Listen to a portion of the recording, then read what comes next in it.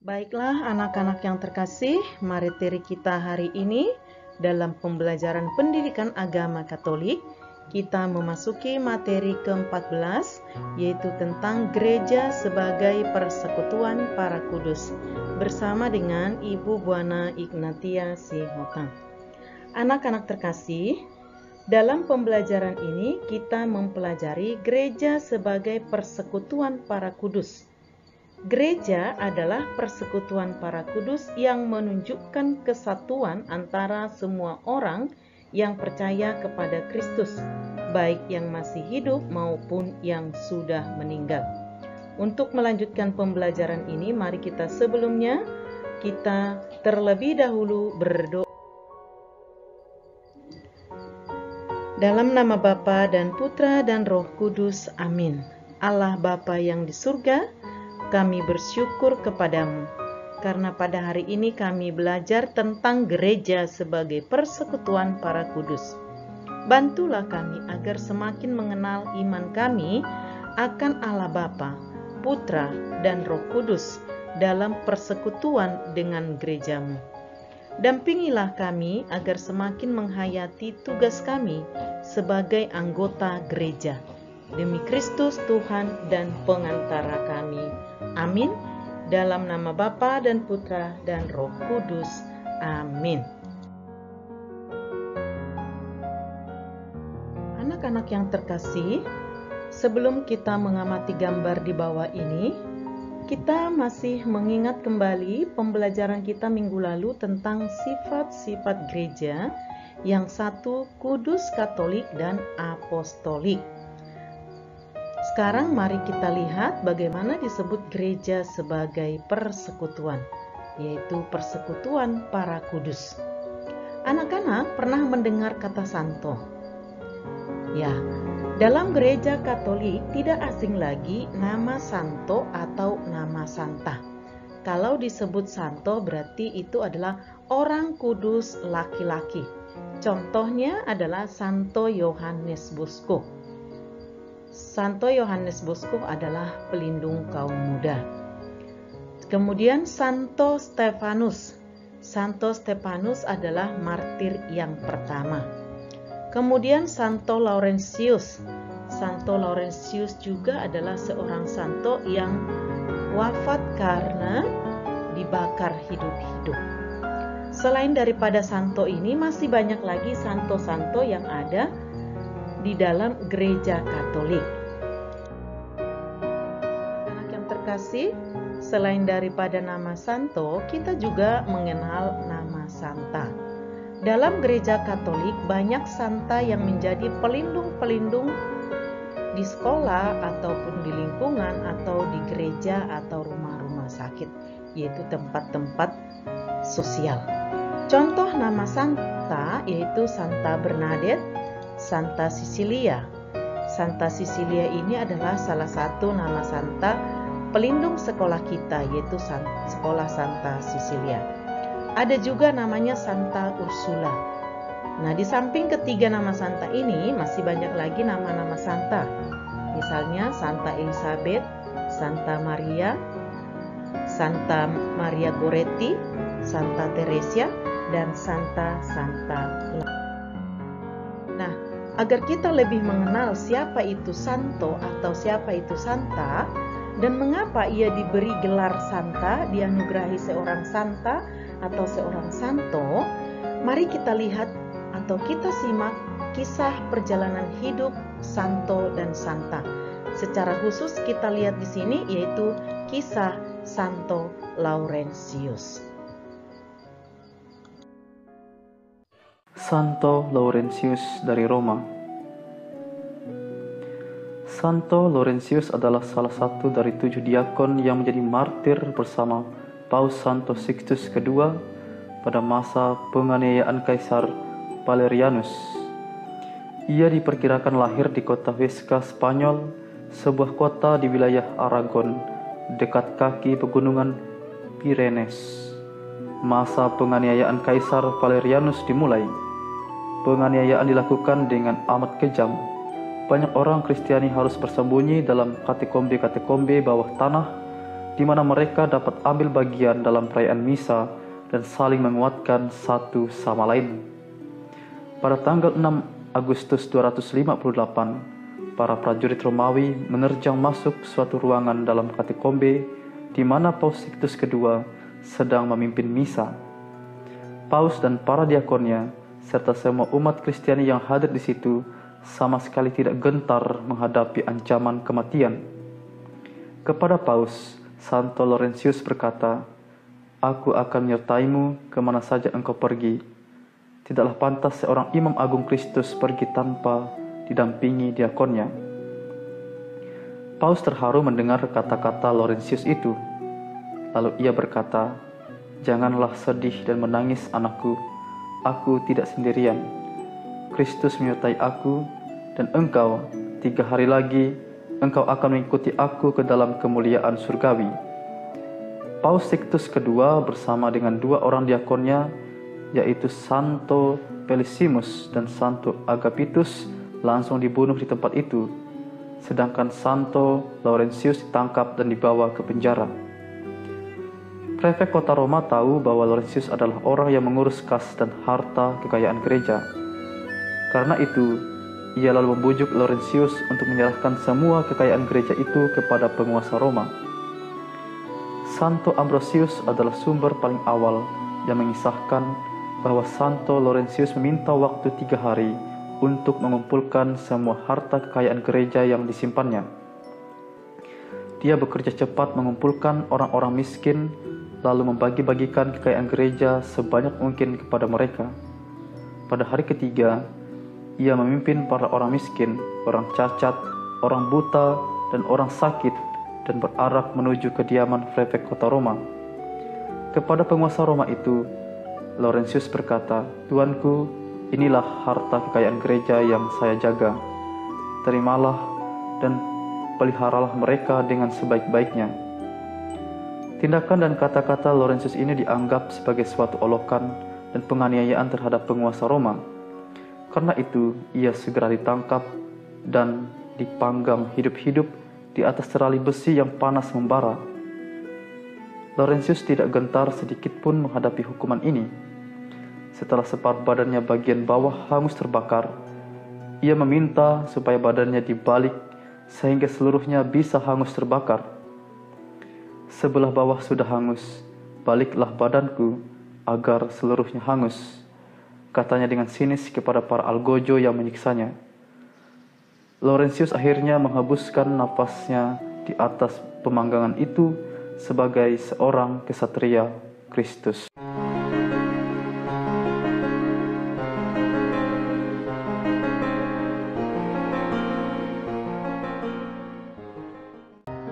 Anak-anak yang terkasih, dalam gereja Katolik dikisahkan beberapa tokoh yang berjuang membela imannya yang disebut dengan nama santo atau santa, beata atau beato, dan martir.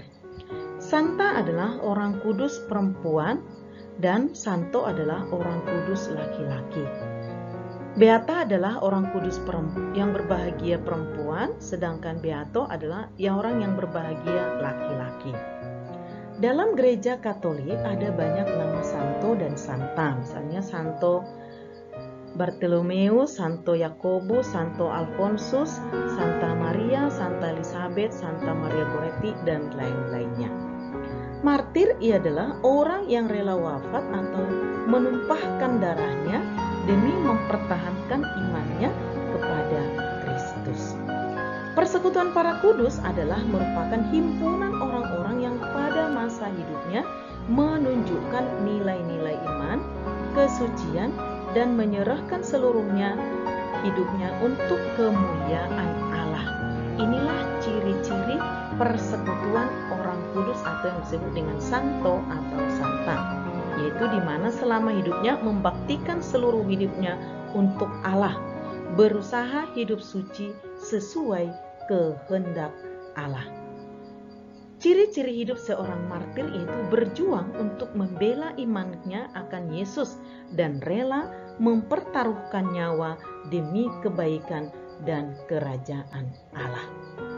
Seperti yang kita lihat dalam kisah tadi, perjuangan Santo Laurentius menunjukkan sifat gereja yang kudus.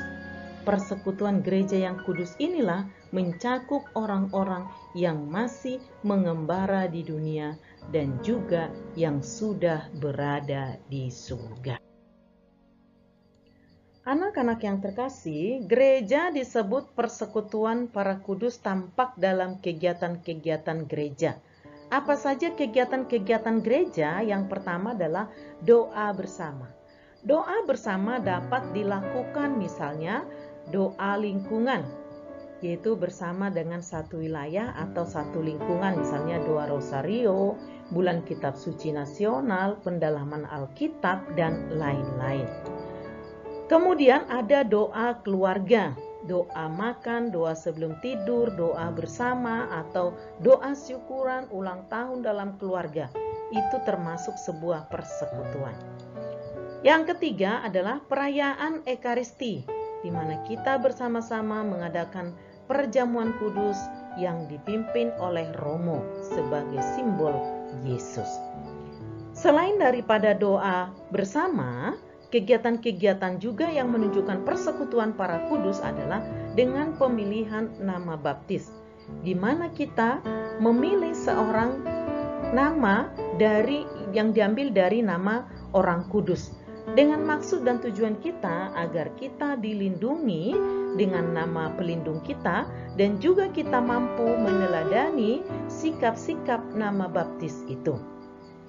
Selain itu juga mari kita lihat adalah adanya persekutuan para kudus dengan kita merayakan hari-hari raya orang kudus. Misalnya perayaan Santa Cecilia, perayaan Santo Vincentius Apaulo, perayaan Santo Alfonsus, kita merayakannya sebagai hari raya orang kudus. Anak-anak yang terkasih, dalam persekutuan para kudus, kita juga dapat lihat dalam perayaan Ekaristi dengan tata urutan seperti berikut, yang terdiri dari ritus pembuka, liturgi sabda, liturgi Ekaristi, dan liturgi penutup. Itulah anak-anak. Kemudian dalam gereja sebagai persekutuan terdiri dari 3 kelompok. Kelompok yang pertama adalah disebut kelompok hierarki. Kelompok yang kedua, kelompok biarawan-biarawati. Dan kelompok yang ketiga adalah kelompok awam atau disebut umat biasa. Kelompok hierarki yaitu kelompok yang terdiri dari Bapak Paus, uskup, imam, dan diakon, atau yang disebut dengan kaum berjubah atau kaum tertahbis. Apa tugas mereka? Adalah memimpin perayaan Ekaristi dan menjadi gembala gereja. Sedangkan biarawan-biarawati itu terdiri dari para suster dan bruder. Tugas mereka adalah mewujudkan corak kehidupan mereka dengan kaul kesucian gereja dan kemuliaan Allah. Maka mereka bisa bertugas dalam masyarakat, dalam kegiatan-kegiatan sosial, namun tetap mereka terikat dengan kaul kesucian, ketaatan, dan kemiskinan. Yang ketiga tadi adalah umat biasa, yaitu umat yang berkeluarga. Tugas mereka adalah meresapkan tata dunia dengan semangat Injili dimanapun mereka berada. Inilah 3 kelompok dalam persekutuan gereja sebagai persekutuan.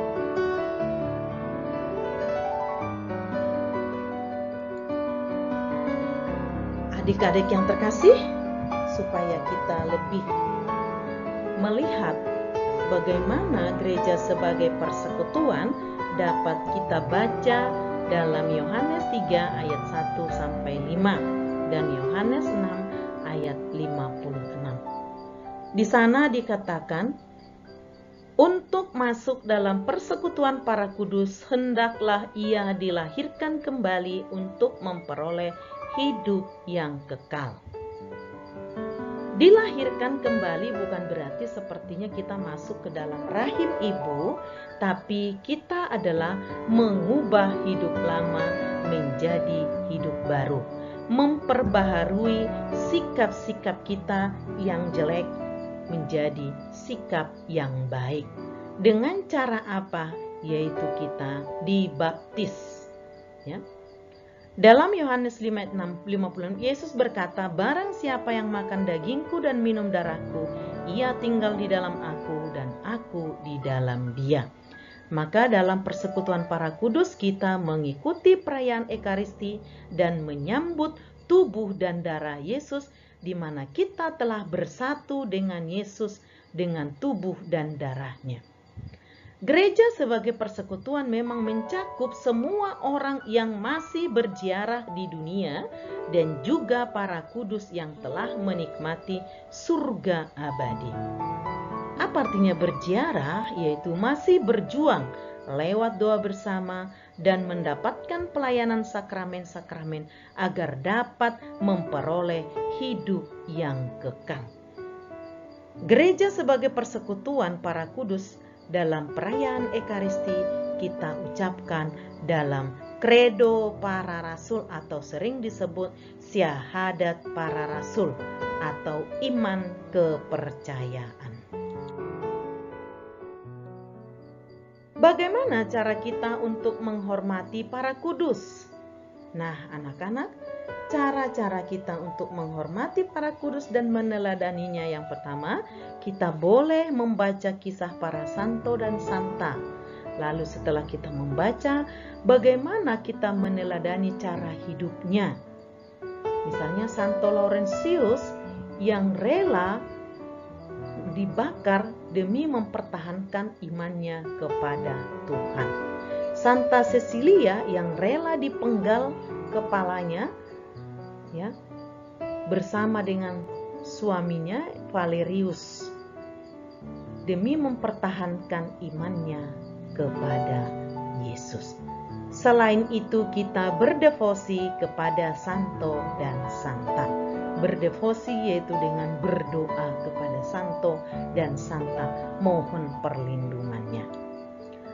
Gereja sebagai persekutuan para kudus, kita dapat terlibat dalam kegiatan-kegiatan gereja. Apa saja kegiatan-kegiatan dalam gereja yang bisa sesuai dengan kemampuan kita.